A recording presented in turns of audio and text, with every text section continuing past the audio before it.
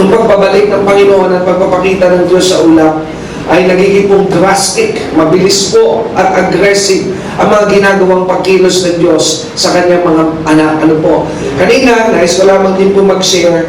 I was asking the Lord for mga parang pang-i-spoil lamang, ano po, something that would excite me, ano po, dito sa ministry ito. Naniniwala na po ako, I'm really convinced that this is God's will, ito po radio ministry. May mga questions na nag-arise nga po sa akin when I was starting the radio ministry. Nais ko lang po mag-share before I go to the message. Kasi kung isipin po natin, ay karamihan sa inyo, kilala niyo po ang aking ama. Kilala niyo po siya po ay nakilala sa pangalang Brother Greg Durante, and today siya po ay kilala rin sa pangalang Bishop Greg Durante.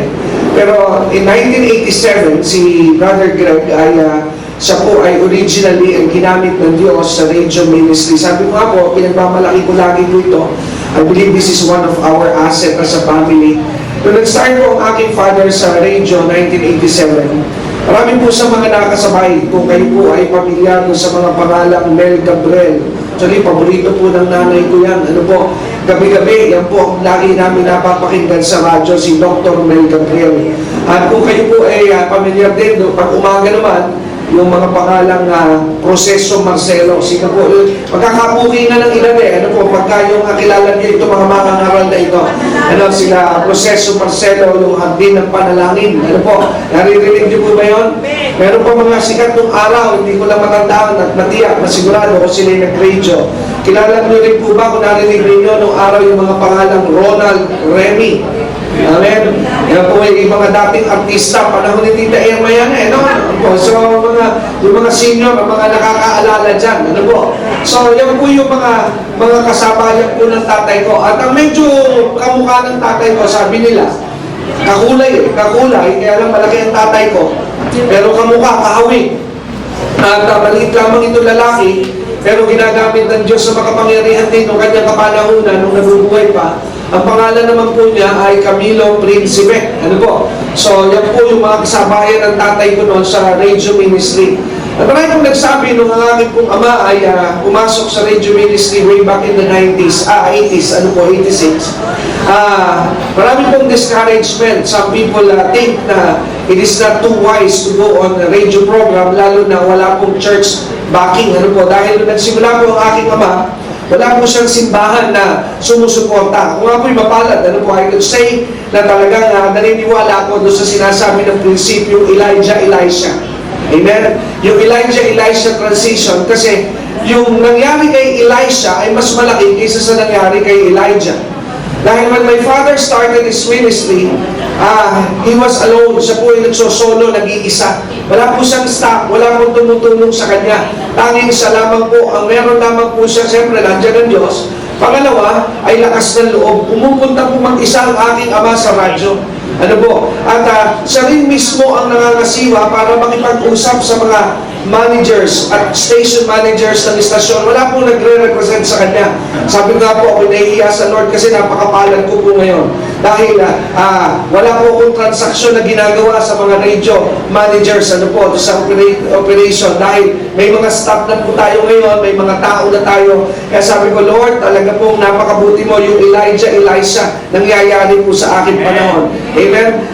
Maging nung pumasok po sa television ng aking ama, ay dadalawa po kaming crew ng television.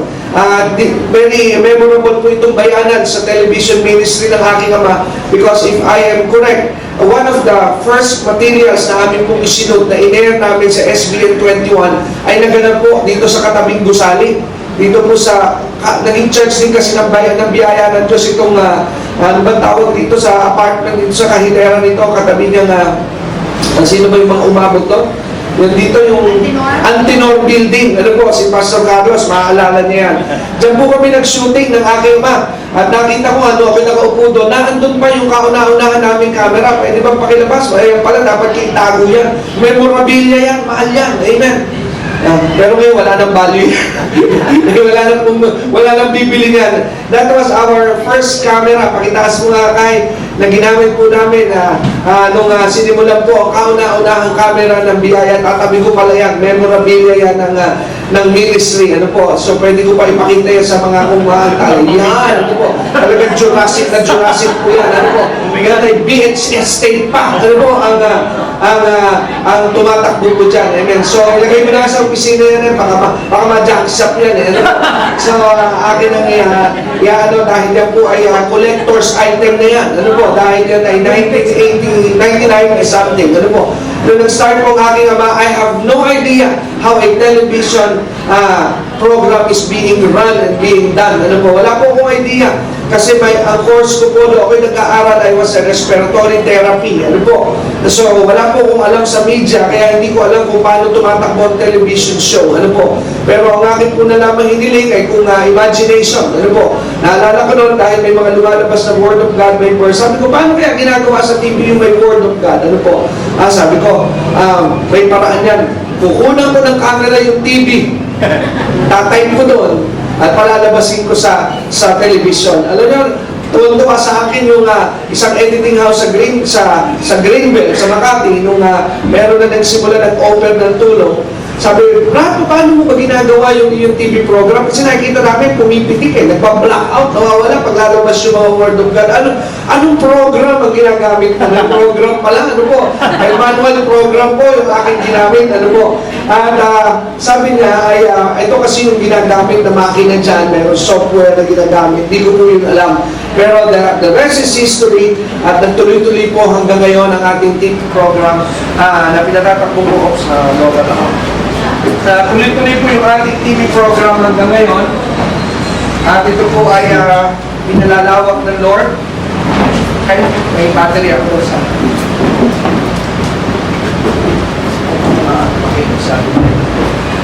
So tuloy-tuloy po hanggang ngayon at pinauunlad ng Diyos, pinalalawak ng Panginoon. So going back, para hindi po tayo magtagal kasi meron po tayong konting programa pa mamaya.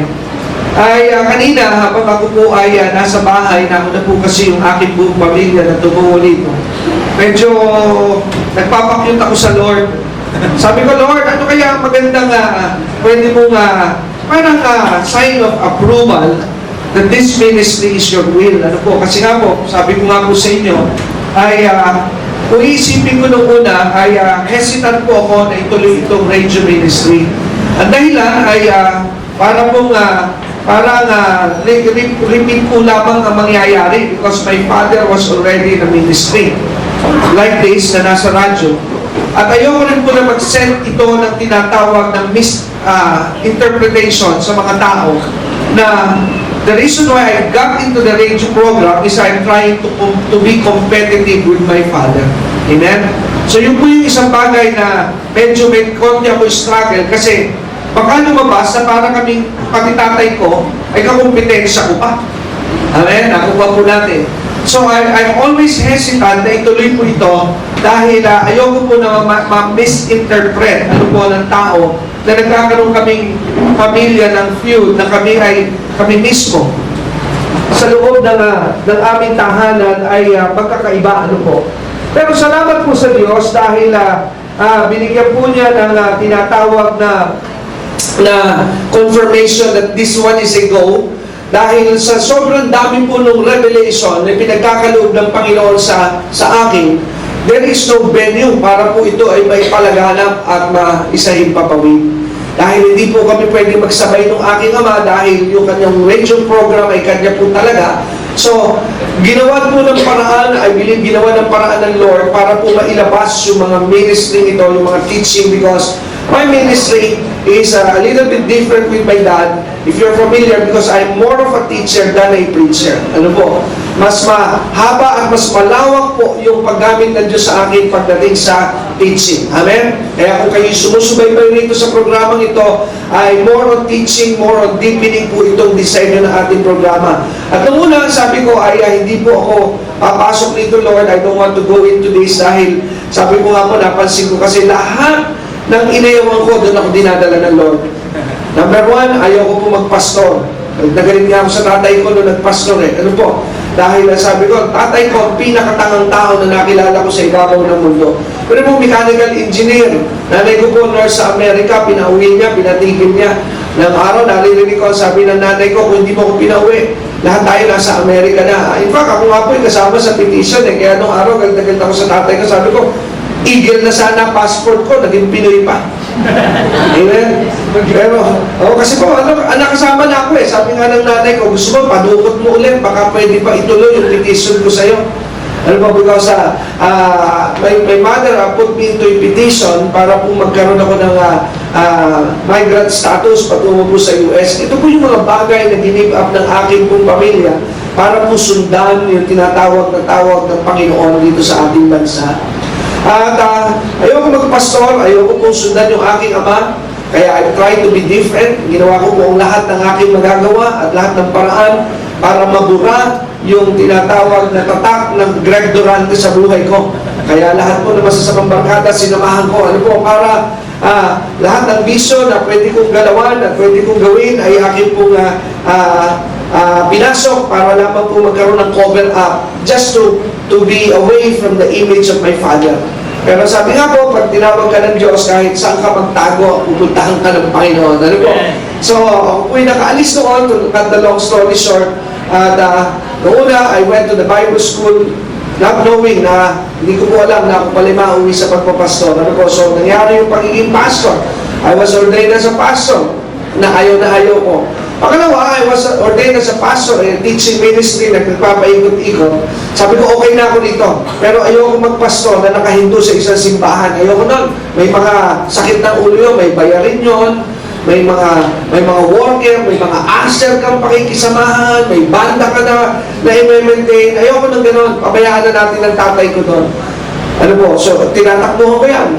Bigla namang hindi naman po natin ipinanalangin. Na-stroke naman si Kuya Carlos. Amen? Kung maibabalik nga lamang ang panahon, sana hindi siya na-stroke. Amen? So, kaya kailangan po na tulungan natin dito sa Muntinlupa para po maituloy yung gawain. So, hindi ko po kalahin. It was a God set up para po ako ay hindi na makaalis din. Amen? Dahil sa totoo lang po, akala ko ako tatakas ulit dito sa Muntinlupa. Mahilig po akong tumakbo. Amen? So, yung po yung nangyari after dito sa Muntinlupa, I became a pastor, a regular pastor. Pagkamat meron po akong pastorate sa Antipolo, pero hindi po ganito ka-serious yung nangyayari dahil medyo malayo po ako sa kanila. Now, pagkatapos po noon, hindi ko po akalain na darating din ako sa ganito na magiging sinimulan ng tatay ko na radyo ay akin din pong papasukin. Amen? So here we are today, we are running a program. At noong pong panahon na sinimulan ito, kanina rin binanggit, that was February. Noong pong nilagay ng Diyos sa aking puso ito, hindi ko po ito halos, hindi ko ito pinilit na makuha. But I remember, if I remember it correctly, ang sabi ng aking kapatid na si Kenneth, dahil si Kenneth po, ng aking pangalawang kapatid na sa aming pong pamilya, siya po ang aming tinatawag na general manager. He runs everything when it comes to the church. Siya po nagre-represent. Dahil ang aking pong kapatid ay, because he's a business meron po siyang business graduate degree. So alam mo niya yung mga pasikot-sikot. Siya po nasa likod kung bakit naging legal ang simbahan. Nagkaroon tayo ng mga BIR status na yan. Siya po lahat na nag-isip kung paano may aayos ang legality at kaayusan ng simbahan. So siya rin po namamahala sa mga transaction kung paano mo itatransact ang mga bagay-bagay patungo po sa pagpapatakbo ng ministry. So sabi bigla ng aking kapatid, Kuya, meron offer eh. Maganda ito, baka interesado ka. Yung manager ng radio, may binubuksan na oras. Sabi niya, gusto mo, kunin mo. Sabi ko, ito ang aking condition. Kung bubuksan niyo yung ganitong oras, I want this time, on the morning, pag binuksan niyo, I will go. Pero pag hindi po binuksan niyo 7 to 8 on Sunday, I will not. At nagtutuwa ang Diyos dahil biglang sinabi ng Panginoon, sabi ngayon ng aking kapatid, Kuya, bukas na yung mga oras na sinabi mo. So wala na po akong excuse. Kaya po nakuha natin yung 2 oras na yan, Saturday and Sunday. Now, nakararap po ang 2 taon at like ko nga pong pinaniniwalaan, sabi sa Book of Acts, kung ang gawain ay sa tao, ito ay kusang hihina at unti-unti mawawala. Pero kung ang gawain ay sa Diyos, ito po ay magtutuloy. At salamat po sa Diyos dahil parang kailan lamang, 2 taon na pala, dahil sabi nga po, isa rin sa ayaw ko dito sa radio because I know how it is to be on radio and TV because Once in my life, nakatrabaho ko po ang aking ama dyan sa bahaging yan. Alam ko rin po kung paano kami halos mamulubi sa pagpapatakbo ng radyo at television. There comes in our life, hindi niyo po na itanong, I've been through depression dahil meron po sa aming inoper na TV station sa Lucena. I was so excited nung binigay po yung Lucena station na yun. Pinatakbo po ng aming pamilya for I think a year. Ano po yung station ng TV and radio sa Lucena. Pero nalugi po kami at halos ang akin po ama, wala na kami halos peraan po. At dumating na sa punto na ako po ay na-depress at naging parang multo ito sa akin na ministry is really to put you down. Ano po, so nawala po ako ng gana. Unti-unti ako naglayo sa ministry ng mga panahon yon dahil hindi ko po maintindihan. Pero looking back, sabi nga ng Biblia, all things work together for good to them that love the Lord. Dahil yung aming pagkalugi at pagbagsak doon sa Lucena, mayroong isang tao na nakarinig ng passion ng aming pamilya na marahil nakita niya dahil yun na lagi niya sinasabi na napatunayan niya na kami pagdating sa gospel, kahit na mahirapan, tutuloy, kahit walang tao under man, tutuloy. Meron po kasi ibang mga ministry, ang daming pera, ay gusto kailangan metikuloso, ayaw nang pumasok na nang pumasok. Kaya sabi niya, hindi ko makalimutan, sabi niya, alam mo pastor, hindi naman pinahihirap ang gospel broad kasi dahil hindi naman niya nakasalalay kung sa palamuti ng programa. Ang nakasalalay ang gospel program sa laman ng pangangaral. Ano po? Kaya sabi niya, isa rin yun sa nakita niya sa aming pamilya dahil wala man kami nung pera, wala man kami nung technology na meron yung mga malalaking production, pero hindi kami natitinag na pumasok sa mga programa sa radyo kahit minsan ay mukhang katawa-tawa. Amen? Dahil malayo-malayo sa mga editing ng mga may mga classic mga programa. Ngayon, dahil sa aming pagkakadapa na yun, alam niyo po yung tao yun na aming nakatagpo, sino mag-aakala na yung pala ang presidente ng TBN Asia. Siya po ang presidente ng TBN Asia dito po sa buong region na ito ng Asia. At naging po kami close, naging po kami malapit dahil ang aking pong may bahay ay yung kanya pong kapatid ng nanay niya ay kaibigan din ito. Yung po naging koneksyon, kaya kami nagkakilala. Sabi nga ay Diyos po'y marunong mag-connect. Ano po, ikinonectan na kami doon sa tao. At simula po noon ay kaya po nabuksan ng TBN dahil yung misis ko pinakilala ito, pinakilala sa amin. Tapos natuklasan namin na siya pala TBN Asia Director dito sa rehiyon ng Asia. At the rest is history. Kaya hanggang ngayon po, tayo po ay nasa Trinity Broadcasting Network. Ano po, halos kung masasabi nga po, the only Filipino na napapanood po worldwide ang ating pong ministry sa TBN. Amen? Palakpakan po natin ang Diyos. Now, going back kanina, bago po ako pumunta rito, habang iniintay ko si Romel, katutuwa dahil yung aking paglalambing sa Panginoon ay talagang nagkaroon ng confirmation because my wife set up a Instagram page para doon sa ating Dexter Durante Ministries. Ginawa po niya ito ng sariling page para po doon mag-interact yung lahat ng ministry related. Kasi tayo nasa panahon ng social media. Nakatutuwa dahil isa sa mga unang nag-like ng aking pong page ay ang presidente ngayon at may-ari ng TBN worldwide na si Matt and Lori Crouch. Kaya ito kanina ay tuwa na parang nagliliit dahil how will a Matt and Lori Crouch like a page like me? At doon po ay nagkaroon ako ng affirmation and confirmation that this ministry has a green light from the Lord. Amen! Kaya po ang natin ng Panginoon. Hallelujah! Praise God! So, sama na rin po kami sa prayer because this coming April, ay meron po tayong courtesy call sa TBN Orlando. And me and my wife will be meeting some of the leaders po ng TBN sa Orlando, Florida this coming April. Samahan niyo po kami sa panalangin na magbukas po ito ng mas maganda pa at mas malawak na opportunity for the preaching of the gospel. Amen! So now, let's go to the message. Ito po mensahe na akin pong idadalahin sa inyo. This is special because this is strictly connected dito po sa nangyayari ngayong hapon, which is the 2nd year anniversary of Biyaya ng Diyos Radio Ministry. Amen? So tayo po ay manalangin. Simulan po natin ang pakikinig ng salita ng Diyos sa pamamagitan po ng panalangin. Let us bow our heads and let us begin to pray. Dakila at makapangyarihan Diyos, aming Ama, salamat po sa opportunity na muling ipinagkaloob po sa bawat isa. Salamat po sa mga kapatid na naririto in person, na sumusubaybay, nakikinig. Hindi lamang nakikinig yung iba financially are so much involved, Panginoon, para po maging posible, Panginoon, ang ministeryo nito sa Himpapawid. And also some of them are the working committee, working people behind, Panginoon, kung bakit po naisa sa Himpapawid at nangyayari at nagaganap ang ministeryo nito.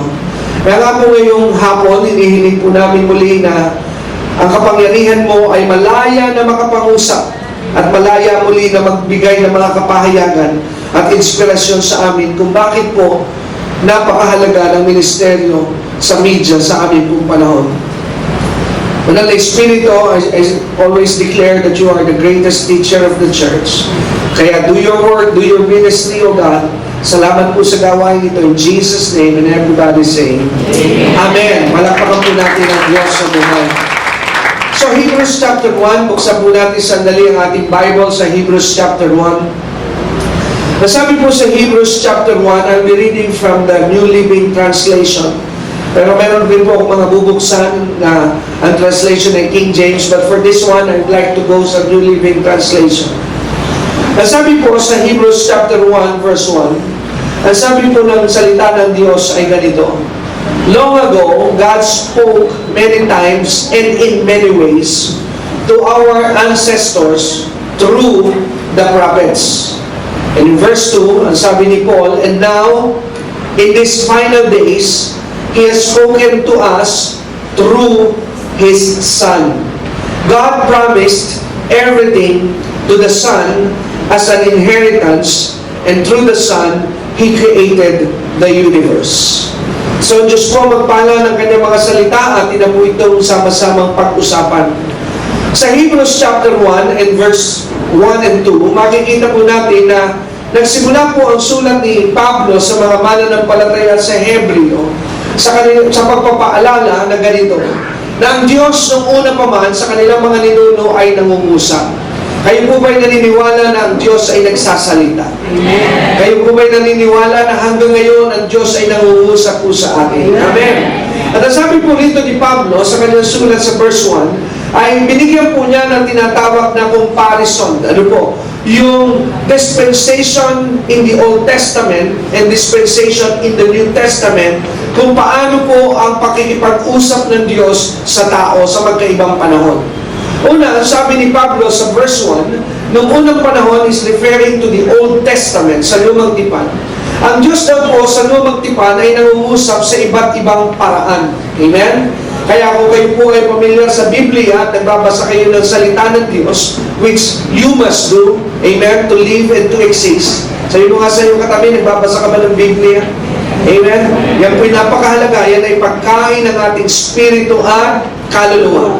Ang sabi po ng salita ng Diyos sa verse 1, dahil nung lumang panahon, the Bible is referring us to the Old Testament, hindi pa po naroon yung tinatawag na availability of the written word or the Bible. Amen?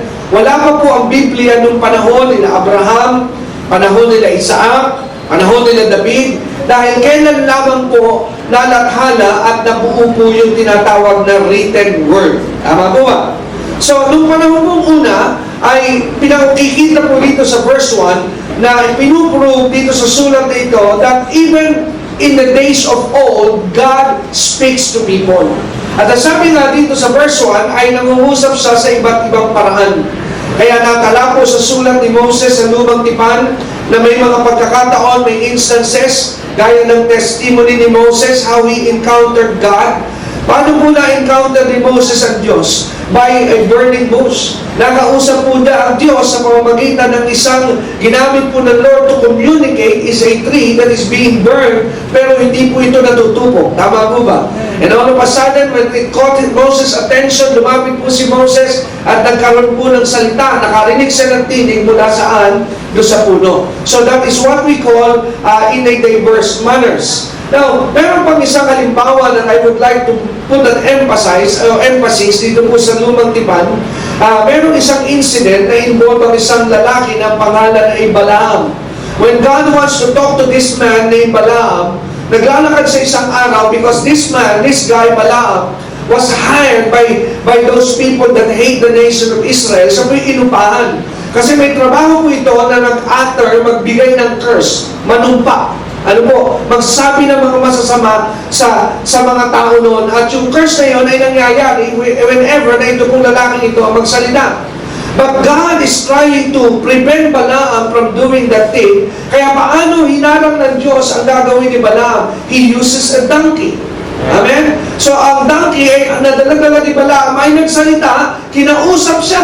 Amen? Nagsalita yung donkey para malaman niya yung mensahe na gusto ng Diyos na iparating. So that is why Paul said, God uses diverse ways to communicate. Pero nung umiilog na po ang panahon, nung lumilipat ang panahon, sa paraan ng nagbago po, God never uses again the donkey, God never uses again the burning bush, pero nung panahon na nila David now, God uses the prophets. Amen? So ginamit na ng Diyos ay ang mga propeta. Kaya nga po mapapansin po natin, the people during that time, that generation, they don't have a direct access in hearing God's word. Amen. Kaya nga hindi po alam ni David na siya po ay kinamumuhian na at kinagagalitan ng Diyos. Kailan nalaman ni David na yung kanya palang ginawa na sa kanyang paniwala is a very clean act. Dahil one day, hindi po ba meron nagawa si David? Dahil meron na pong tinatawag na kapahingahan sa kanya pong lupain. Medyo kumakalma na. Humihina na po ang mga digmaan na tunti-unti na nawawala. So dumarating na po sa isang kalagayan na ang lalaking si David ay nagiginang complacent. Nung one time, pinag-aaralan ko po yun, yung po ang isang hirap nang ikaw po ay nasanay na lamang sa tagumpay. One thing I learned from that story is you never settle in past victory. Whenever you get victory in one area, you go again for more other things to conquer in your life. Ang problema ng marami, pag nakuha na yung isa, nagpapahinga na. Nagiging na sila complacent. Ang tawag po doon, nagpa-plateau. And in a plateau situation, in the moment of your life, you are in a situation that you are too vulnerable and dangerous because Satan might distract you and attack you. Kasi kampante ka na eh. Yan po ang dahilan din kung bakit na-appreciate ko, kung bakit mayroong problema. I don't know about you, but problems should always bring you closer to God, not draw you away from God. May mga tao na ayaw po ng problema, pero hindi nila alam that problems has a purpose. But the main purpose of problems is to draw us closer to God and for us to realize that without Him, we are nothing. Kaya ang problema ay hindi po dapat natin gamitin sa negatibong paraan. Ang problema ay naririyan para lalo tayong lumapit sa Diyos. Amen? Kaya nga kung minsan ay nasasabi ko, masarap din pala na lagi ka may problema. Masarap din yung mga panahon na lagi ka may bayarin na parang hindi mo alam kung paano mo mababayaran. Bakit? Napapaluhod ka eh. Pero pag lagi nasa bulsa mo ang pambayad, ang panalangin ng marami, good morning Lord, thank you Lord, good night. Pero pag marami kang pinagdaraanan, napapaiyak ka, yan ang mga gustong-gustong moment ng Diyos. Hello, sabi mo sa iyong katabi, ikaw ba ang kausap ngayong hapon ito? Amen? That is the main purpose of problems. It's not to destroy us, but to draw us closer to God. Kaya nga, if your problems is not drawing you closer to God, you are on the wrong side of the bed. Hello? Amen? Dapat po ang problema ay lalo kang inilalapit saan? Sa Diyos. So si David, one time, dahil tagumpay na nga po siya, wala na, papasyal-pasyal na siya. Sabi ng mga kabataan sa ating panahon, papetik-petiks na, pastor. Amen? Dahil tagumpay na eh. Hello? Amen? Kaya kung ayaw mo pumatukso, ano dapat mong gawin? Takbo. Kaya ang programa ng tatay kong una, Run, Samson, Run. Hello? Kung po kauna-una ang titulo, bago po naging tinig ng kanyang pagbabalik. The first title is Run, Samson Run. Amen? So, nakikita ni David ngayon si Bathsheba. Binalik-balikan niya yun eh. Hanggang sa nahulog ang kanyang laman kay Bathsheba at pinagnasaan niya. Pero alam niya na hindi pwede. Sapagkat ito si Bathsheba ay may asawa, sundalo ni David. So nakaisip siya ng paraan dahil ito nga po ang kasabihan. Pag gusto, maraming paraan. Pag ayaw, maraming dahilan. Nakaisip ng paraan si David. Gusto niya eh. Ginawa niya ng paraan. Dahil siya'y hari, siya lang ang nag-isip dito. Wala siyang konsultan, wala siyang pinagsabihan. Sabi niya doon sa kanyang general, ilagay yung asawa ni Bathsheba sa unahan. Yung training po ng asawa ni Bathsheba, panghulihan. Hindi siya sanay sa unahan, sa digmaan, sa likuran. Pero mo ilalagay mo sa unahan, talagang siya'y mamamatay. Hello? So isineta po ni David yung kanyang asawa doon sa unahan, kaya gaya ng inaasahan, hindi pa nagtatagal ang labanan, patay ng asawa ni Bathsheba. Sa isip ni David, malaya na ako. Biyuda na si Bathsheba. Kaya hindi nila ako masasabihan that what I am doing is an adultery. Hello? Amen. So, kaya kinuha po niya si Bathsheba, kanya pong pinakisamahan, ginawang isa sa kanyang maraming asawa, at sa kanya po sa kanyang pagkatao kay Bathsheba. I don't know if you know this, but Bathsheba was the mother of Solomon. Hello? Yan po ang ina ni Solomon. Now, let's continue the story. So, akala ni David, everything now is okay. Pero here comes the prophet Nathan coming towards the palace of David one day. Narito ang propeta na ang pangalan ay Nathan. Palapit sa palasyo. Alam niyo po, nung panahon nila, kinatatakutan po ang propeta. Pagka ang propeta ay parating sa isang lugar, papunta sa bahay nila, dalawang bagay ang pumapasok sa isipan ng mga Israelita. Is he coming for blessing? Or is he coming with a curse? Hello?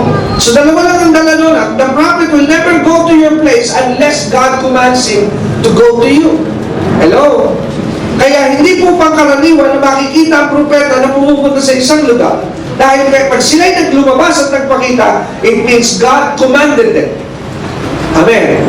So now, paglapit ngayon ni Nathan kay David, David had no idea, wala po siyang idea kung bakit naroon si Nathan. At nagsalita si Nathan at nagsabi niya, King David, meron lamang ako sadya, meron lamang ako sa iyong ibibigay na bagay at gusto kong hatulan rito. Sabi niya, merong isang ganito, gumawa muna siya ng kwento, mahirap na yung tao, tapos yung bagay na meron na lamang sa inagaw pa nitong mayaman, nung may kaya. Pero yung hirap na ng tao, inagaw pa doon sa mahirap na yun, yung mayaman, yung bagay na yun, na nag-iisa na lamang na kayamanan niya. Sabi niya, David, sa iyong palagay, ano ang dapat na kahatulan doon sa mayaman na yun, na inagawang pa yung mahirap na yun, na iisa na lamang yung pag-aari? Sabi ni David, Aba, dapat dyan sa taong yan ay mamatay. Biruin mong inabuso niya na yun, ang hirap-hirap, mayaman naman siya, kinuha pa niya yung kaisa-isang bagay, dapat dyan, mamatay. At sabi ni Nathan, ganun ba? Alam mo ba yung mayaman na yun? Ikaw yun eh. Dahil inagaw mo pa yung asawa ni Bathsheba, and David was shocked. Kaya naisulat ni David yung ganitong bagay because then God rebuked David. Kaya naisulat po ni David sa bahagi ng Psalms, Create in me a clean heart, O Lord, and renew a right spirit within me. Cast me not away from thy presence, O God, and renew a right spirit within me. Hello? Dahil that day nalaman ni David that what he did is no secret from the Lord. Kaya doon po rin natin makikita na sa Diyos walang sikreto. No? Sabi mo nga sa iyong katabi, you cannot hide from God. Amen? Wala pong sikreto sa Diyos. Alam ng Diyos ang naman ng ating puso. So, ganyan po ang Diyos sa mga panahong una. He always communicated His message. At hindi lamang po propeta ang ginagamit ng Diyos, hindi lamang po mga donkey, hindi lamang po puno. In the olden times, sa Psalms 19, samahan niyo po ako sa Psalms chapter 19. Now again, I will be using the New Living Translation. Sa Psalms 19, awit, ang kapitulo ay 19. Nasabi po sa verse 1, tingnan po natin ito. Ang sabi sa verse 1, the heavens proclaim the glory of God. The skies display the craftsmanship. Verse 2, day after day, they continue to speak. Night after night, they make Him known. So watch this. So, ang langit din pala ay isa sa mga paraan ng Diyos sa pakikipag-usap sa tao. Hello? I believe in that. Almost every morning, pag inihahatid ko po ang aking mga anak sa paaralan, ay madalas sa pagka napapatingala sa langit, it always remind me that there is a God. Amen. Have you ever noticed, hindi niyo po ba na-appreciate yung ganda ng ulap, ng langit, ano po? This is one of the example that there is a God who make us. Amen? Kaya ang kalangitan ay nangungusap din ng mensahe na nagdadala rin siya ng mensahe ng Diyos. Hello? Kaya sabi po dito, day after day, they continue to speak, night after night, even the stars in the night, the moons. They are a tool for God to speak to us here in this world. In verse 3, and sabi ng Psalms 19, they speak without a sound or word. Their voice is never heard. And in verse 4, yet their message has gone throughout the earth, and their words to all the world. God has made a home in the heavens for the sun. So ating pansinin na marami pong paraan ng Diyos ng pakikipag-usap sa tao. He can always use the nature to speak to us. He can always use the material things around us to communicate to us. Pero ito po ang problema. Today, in our time, God doesn't speak to us anymore through burning bush. God doesn't speak to us anymore through a donkey. God doesn't speak to us anymore through the suns and the moon. But today in our generation, He uses the foolishness of preaching to speak His word. That is the reason why there is a radio program called Biyaya ng Diyos Radio Ministry. Because this is a tool, this is a mouth from God to speak and to communicate to His people. Hello, sige po, palakpakan natin ng Diyos. Kaya sabi sa 1 Corinthians chapter 1, go there now, 1 Corinthians chapter 1. Ang sabi sa 1 Corinthians chapter 1, kung papansinin po natin, ang sabi sa verse 21 ng unang Korinto, kapitulo 1, talatang 21, as the Apostle Paul wrote, for since the wisdom of God, the world through wisdom did not know God. Sa pansinin po natin, ano po ang sabi ng salita ng Diyos? Sige, panos ko yan eh. Isla. Kaya panos ko ito eh. Here. This one. Okay, here. So, praise the Lord. So, sabi po, since in the wisdom of God, the world through wisdom did not know God. It pleased God through the foolishness of the message preached to save those who believe.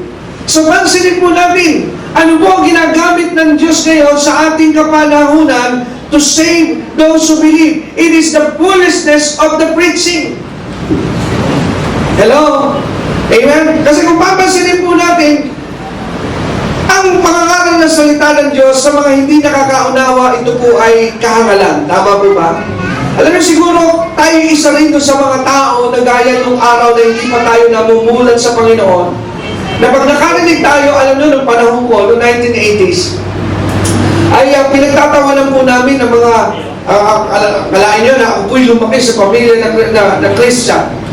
Pero isa po ako sa nagtatawa, pagka mga nagtitipon ng mga Christian, ang tawag nga namin nung araw sa mga born again.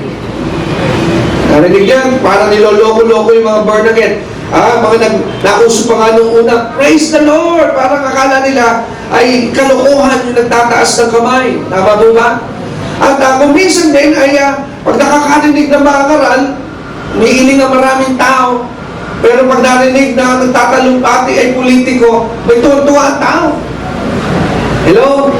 Kaya kung papansinin mo po yung difference, they like to hear it from the politician, but there are people who hates it when it comes from the mouth of a preacher. You know why? Because to them, ang merong more wisdom are the politician, and they get less wisdom from the preacher. But they do not know that true wisdom is flowing through the foolishness of preaching. Hindi nyo naintindihan. Hello? Ang akala ng iba, ang katalinuhan at ang tinatawag na tunay na kaalaman nasa bibig ng mga mahuhusay magtalumpati, gaya ng mga politician, gaya ng mga mahuhusay sa mga business seminar. Pero alam niyo po, ang tunay na karunungan na nagmumula sa Diyos ay pinadadaloy ng Diyos sa tinatawag na kahangalan ng pangangaral. There is so much invested from the wisdom of God that is being invested in the foolishness of preaching. Kaya nga sa Romans chapter 10, tingnan po natin sandali itong bahaging ito because I'm trying to share to you why is it so important to keep on praying and supporting the gospel preaching in our time today. Ang sabi sa Romans chapter 10, ang sabi ni Paul, when he wrote this letter to the Roman church, ang sabi niya sa verse 8, but what saith it? The word is nigh thee, even in thy mouth and in thy heart. That is the word of faith which we preach.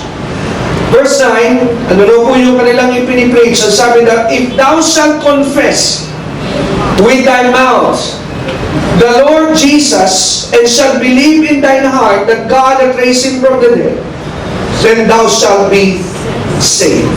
So ang sabi ni Pablo, ito lang po kanilang ipinangangaral.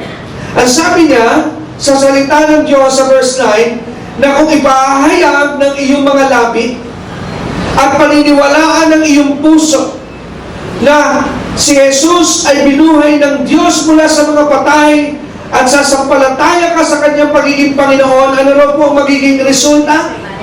Ikaw ay maliligtas. Amen? Haven't you noticed, praise God, di po sinabi, you will be saved by joining a church.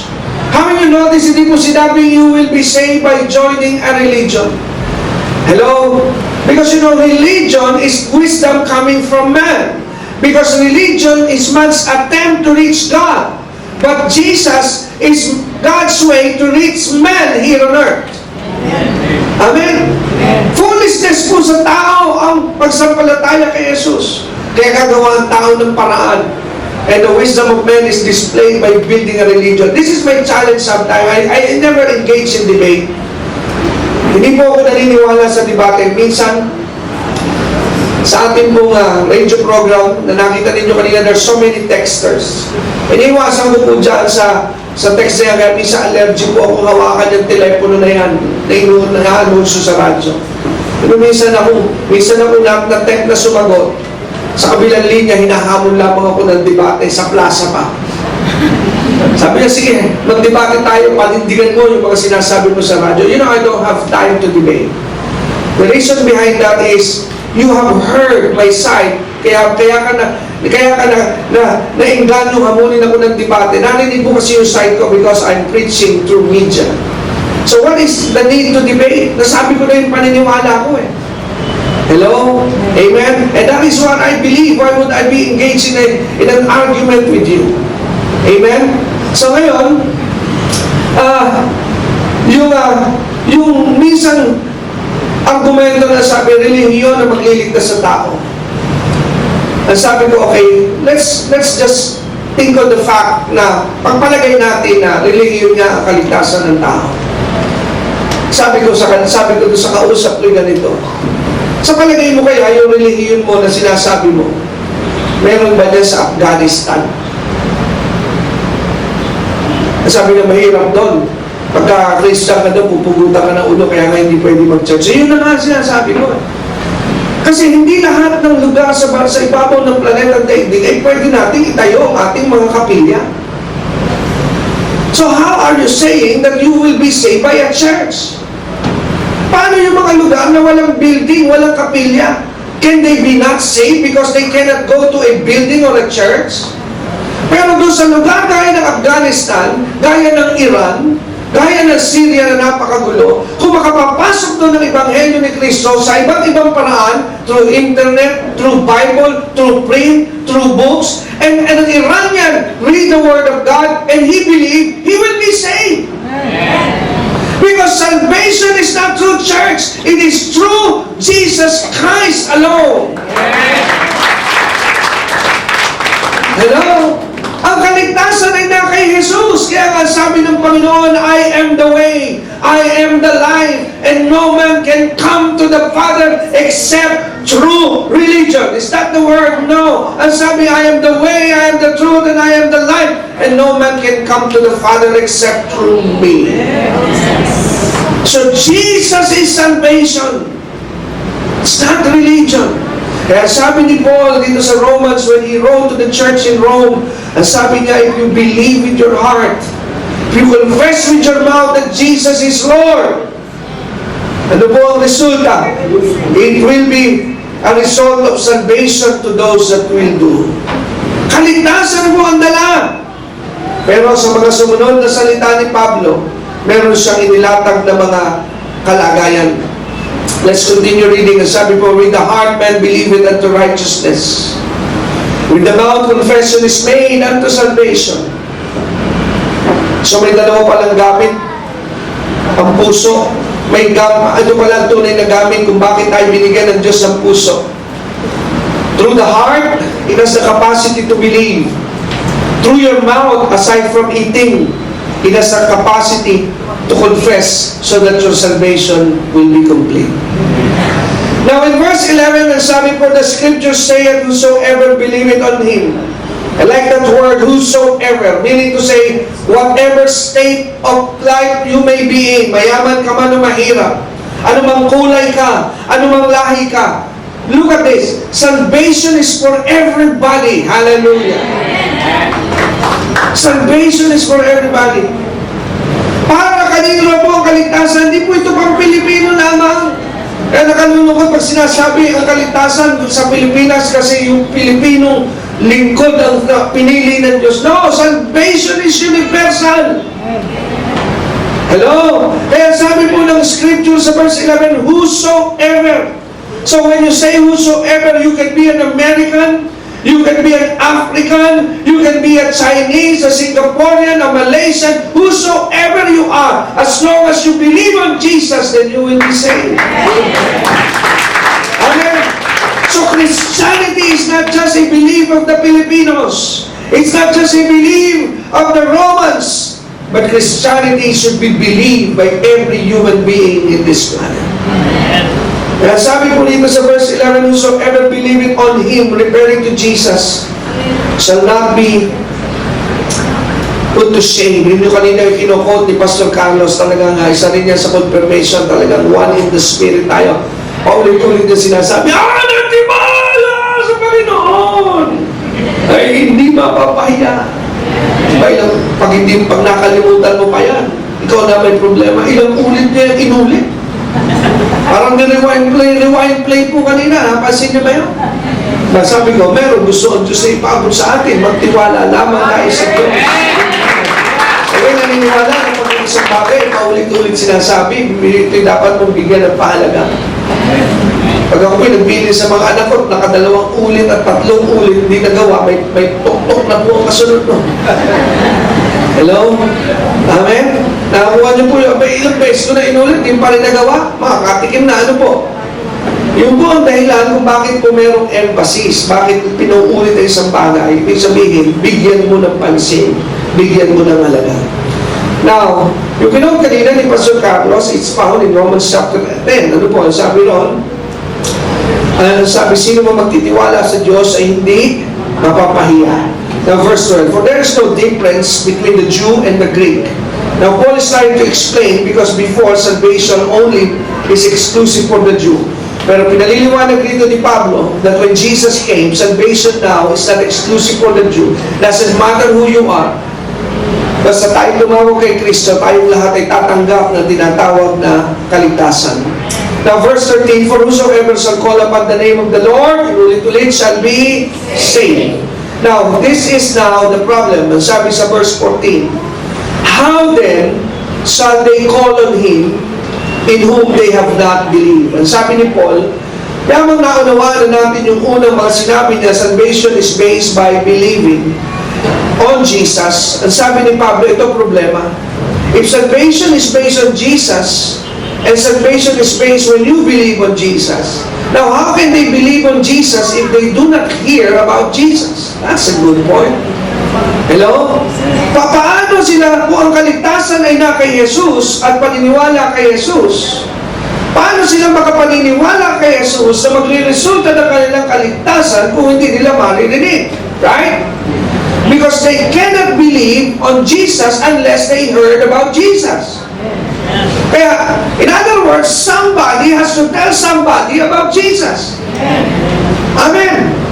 Kaya pag hindi kumilos sa mga anak ng Diyos at hindi sila nagsalita tungkol sa kanilang pananampalataya, then they are allowing the world to go to hell.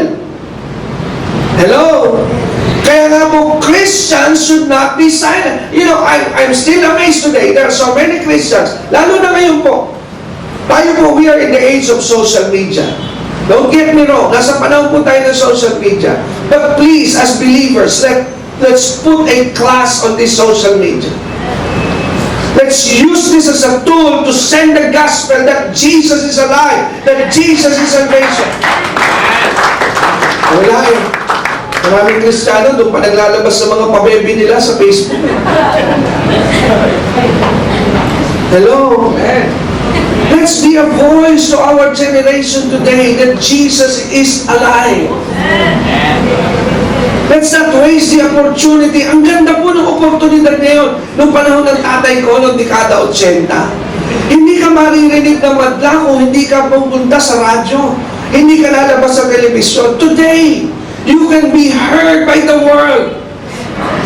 Just by joining a social media group, wala kang bayad. The only investment is for you to have a load. Amen? Nakakalimutan ata po natin, we are saved to save others as well. Tayo po ay naligtas para magligtas din ng iba. We are not saved just for us, we are saved to save the world. Kasi paano mo nasabing we are saved to save the world?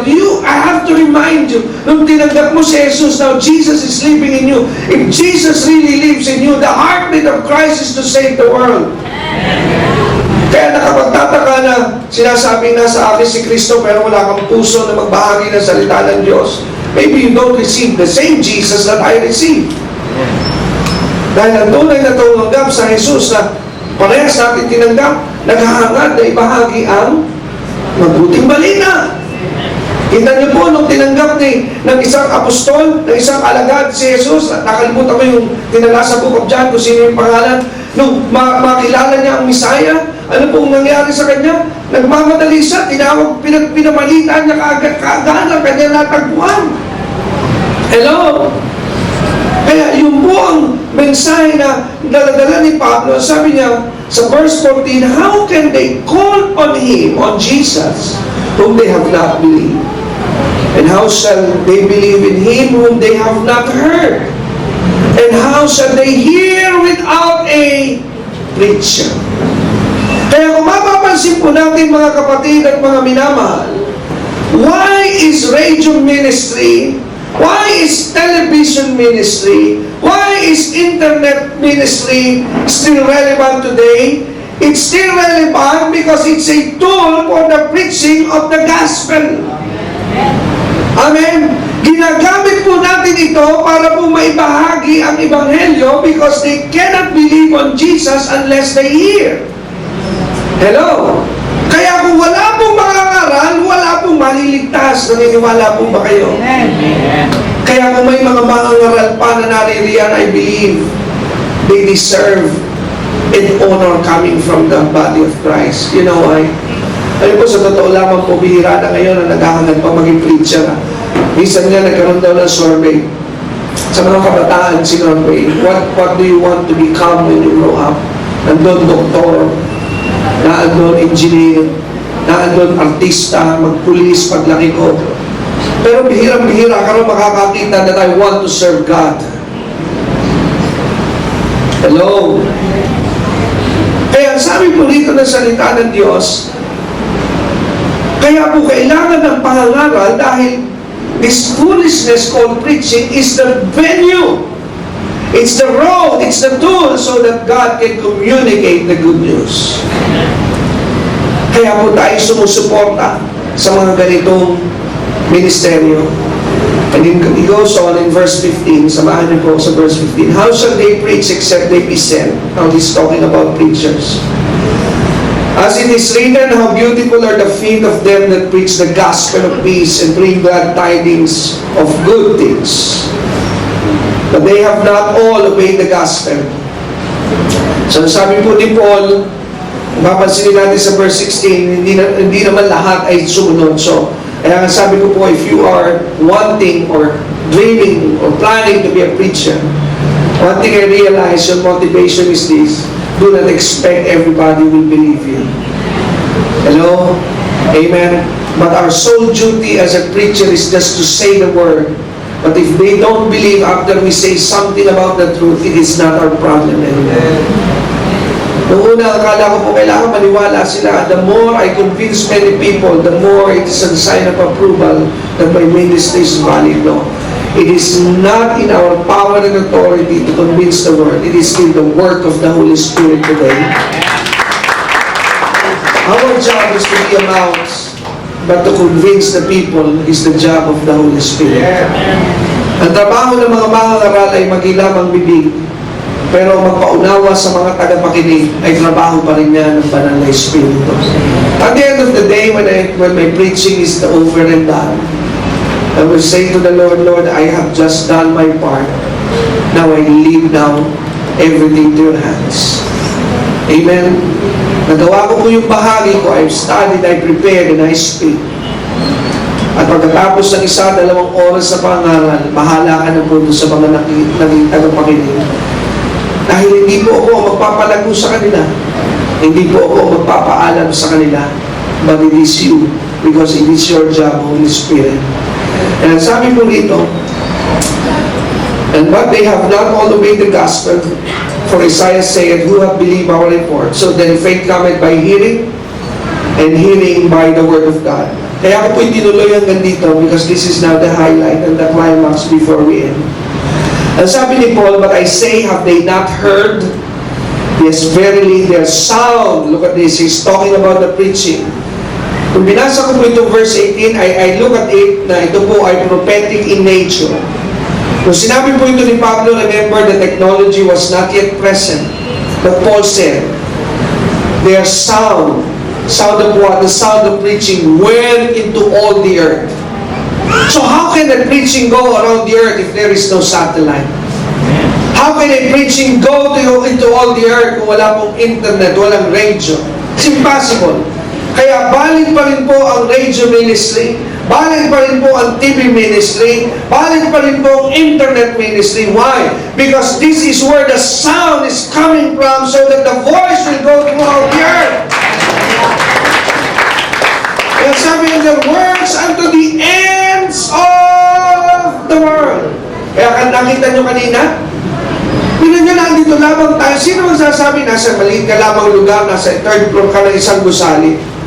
Alam niyo po ba kung paano nangyari ang 1986 revolution sa ating bansa? Don't misinterpret me. I'm saying that yung nangyari no 1986 is a good thing. Amen? Na parang pong pabor po ako doon. In a sense, may maganda pong nangyari, pero in a sense, I don't want to sound political. Pero alam niyo po ba kung saan nagmula ang revolution na yun? Nagsimula po yun sa isang napakaliit na lugar na kumuha ng maliit na antena at nag-broadcast through broadcast. Kaya kahit po nasa 4 iba't na sulok, imagine yung mga sumusunod sa atin, some are saying that they are watching from Japan, from the United States, from Riyadh, yung kaninang huli, taga saan yun?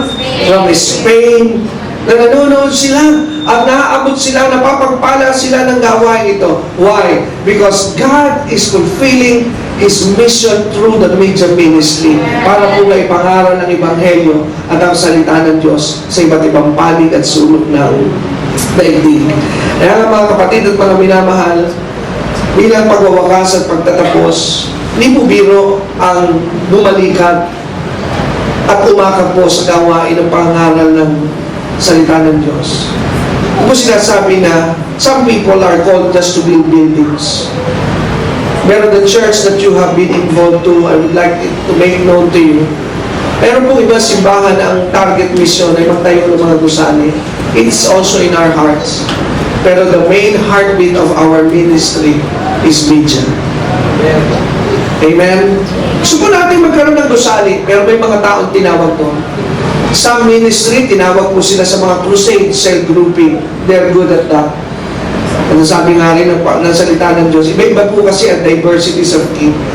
But it so happen, tayo po'y nilagyan ng Diyos ng mandate na ipangaral ng Ebanghelyo gamit po ang himpapawid. Kaya yan din po ang dahilan kung bakit maraming mga kapatiran na nagkukulit dito sa ministry nito, kumisa na-apektuhan ng finances.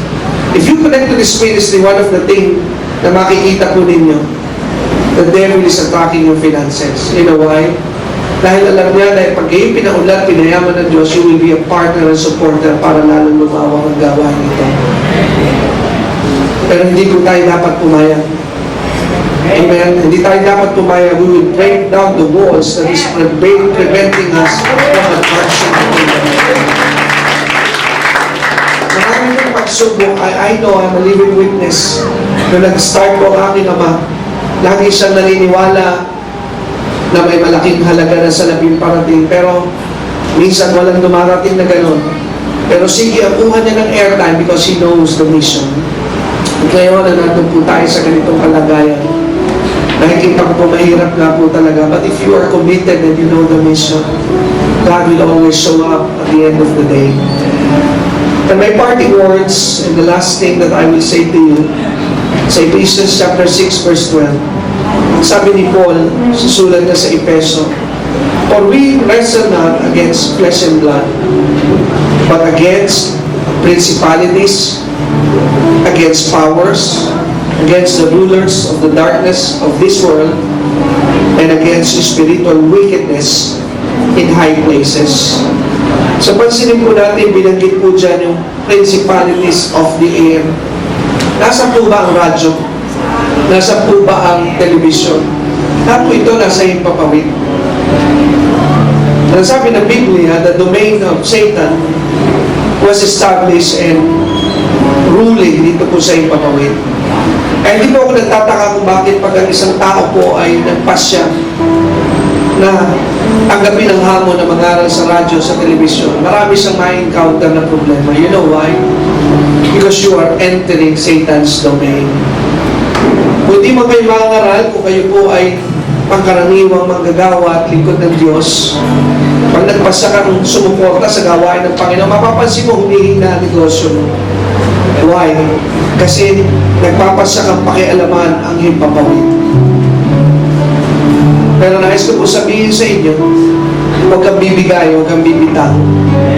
Dahil sasamahan ka ng Diyos sa labanan ito. Because this mission is not for us. This mission is to establish the kingdom of God. Para makarating at maaabot po yung tinatawag na mensahe ng Ebanghelyo. Because Jesus is the answer for everything. Si Jesus po ang kaligtasan. Kaya ngayon po oras at sandaling ito ay tayo po ay darako because this is a gathering so special. Sa nga po ay hindi ko na sana ito itutuloy. Pero this is a gathering for believers who believe in the ministry. So tayo pong lahat ay tumayo. Tayo pong lahat ay tumayo. Ang gagawin po natin, are you still okay kung kayo po ay hahamunin ko na magtangin ngayong hapon ito? Amen. pagkaloob sa gawain ng Panginoon. Amen? Sabi nga kanina, talagang blessed tayo rin ng Panginoon kasi dinagdagan tayo ng another hour. Ano po? At kung loloobin po ng Diyos, sabi ko nga po, hindi pa darating ang Panginoon in a span of 2 years. Para kayo magtaka, 2 years? At sila nagsasabi nito 2 years, no? We're following our series of teaching about the rapture. It looks like, ano po, if our calculation is right, from 1948, na na-establish ang Israel, we're on the 68 years. Ang sabi ko, this generation will not pass. So, one generation is only 70. Tama po ba? Kaya medyo tayo po ay nasa dulo na eh. Kung sa basketball, saan ang exciting sa basketball? Kung kayo mahilig sa basketball, gusto ko po naririnig yung tinig ng lalaki sa basketball na sa PBA, last 2 minutes. Now, medyo tuwa kayo ang balahibo mo eh. Pag naririnig mo na yung last 2 minutes yan. Tapos talo, yun, masakit na. Minsan pumila kami ng anak ko sa laban ng Ginebra. Nadali pa nga kami eh, kasi scandal rin na pila namin. Dahil gusto kong pagbigyan yung mga bata na makapanood ng Ginebra. Pero talagang ayoko, alam nyo, sabi ko sa mga anak ko, alam nyo na, dahil lang ba't ayoko manood ng live? Kasi masama ang loob mo. Bumili ka na, natalo pa. Wala ka ng boses kasi sigaw. Paglabas mo, uuwi kang luhaan. Kaya pinapanood ko na lang ako ang Ginebra sa replay. At least hindi na nakaka-nervyos pag replay lang eh. Alam mo na ang kwento. Pero iba po ang pakiramdam, lalo na pag dikit ang laban. Doon humihirap ang lahat. Pag last 2 minutes na. Parang gano'n na rin po ang ating panahon eh. Nasa last 2 minutes na tayo. Pero habang dumidikit ang last 2 minutes, tumitindi rin po ang pagkilos at paggawa ng Panginoon. Amen? Nakita niyo po, sino mag-aakala na kayo ay magiging produkto ng pakikinig sa radyo? Amen? Magiging mga hindi nakarating na sabi nila manunood na lang sila. Amen? This is not our church, but this is the product of the radio ministry. Bukas pa po ang simba. Dito po kayo iimbitahan if you have church, you go to your church. Amen?